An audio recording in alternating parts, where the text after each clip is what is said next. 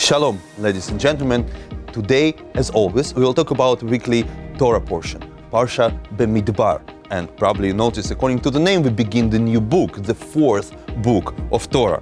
And I'm actually very happy about this because the previous book, it's a very important book of Vayikra, that has a lot of commandments and information, but it was a book of stagnation. We were standing in one place, building the temple, learning about the laws of the worshiping in the temple and the laws of the Kohanim and purity and impurity.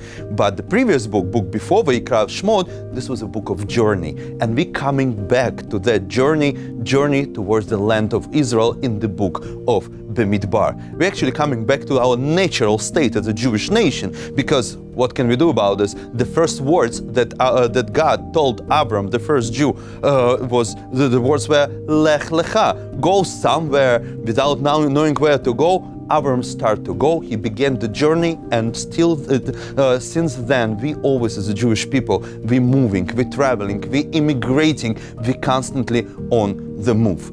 But Abram went to the unknown. Finally he reached his destination, and back then land of Canaan, what will become later on the land of Israel. But there is a big difference between the traveling that described in the book of Shmot to the traveling, to the journey that we begin today with the book of Bemidbar.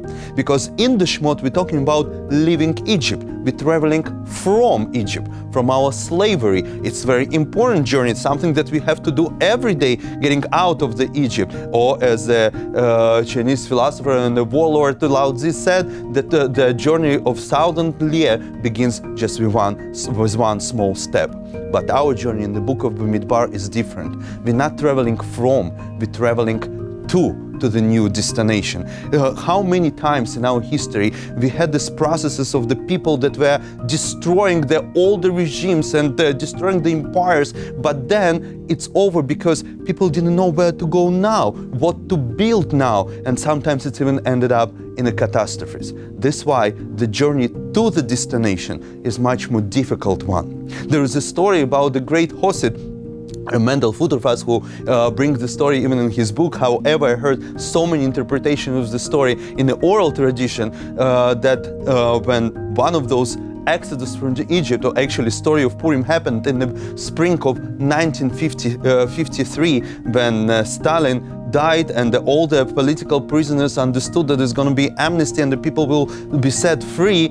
Everybody went to celebrate. And Mendel was already with a very difficult problems with health because of many years, even decades, that he spent in Stalin's camps, in concentration camps and prisons. He stayed in his barrack, in his place where he was sleeping in the camp. And he has a neighbor next bed who somewhere arranged for himself a rope. And he put this rope on the ground and started to walk on this rope. Now, Reb Mendel never seen such a thing. Why would person will walk on the rope on the ground? And but then he was even surprised even more, because this person, he took this rope and he tied it to the two beds and started to walk in the air on this rope. He fell one time, second time, but then he was walking freely. So Reb Mendel said, "What is this miracle? How do you do this?" Reb Mendel didn't know that this person was an artist, an acrobat, and a rope walker in the Moscow State Circus. Obviously, being a Jew, he was arrested and sent to Siberia, where he met Reb Mendel. So Reb Mendel asked him, "How do you do this? Tell me, what's the secret?" So he said there are two rules how to walk on the rope. One, you have to find the goal. You have to lock yourself on the one point on the other side of the rope and disengage from everything that's around, and then you're not gonna lose your balance. But the most difficult part is it's a moment that you have to turn around when you're losing the first orientation goal, and you have to find the new one.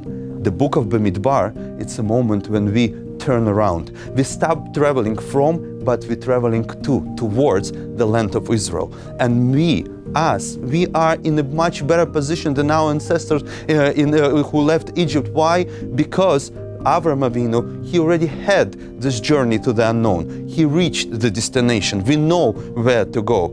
Our ancestors, for the last hundreds and hundreds of years, they paved the road to the Holy Land, to the land of Israel. What we need to do, it's find our goal. It's to find our entry, which is a Holy Land, and not to lose the balance on the way. Have a safe journey. Good luck. See you next week. Moment of Wisdom, sub-brief and life-changing moments. Join us. Subscribe to Moment of Wisdom channels on YouTube, Telegram, Facebook, Instagram, and WhatsApp.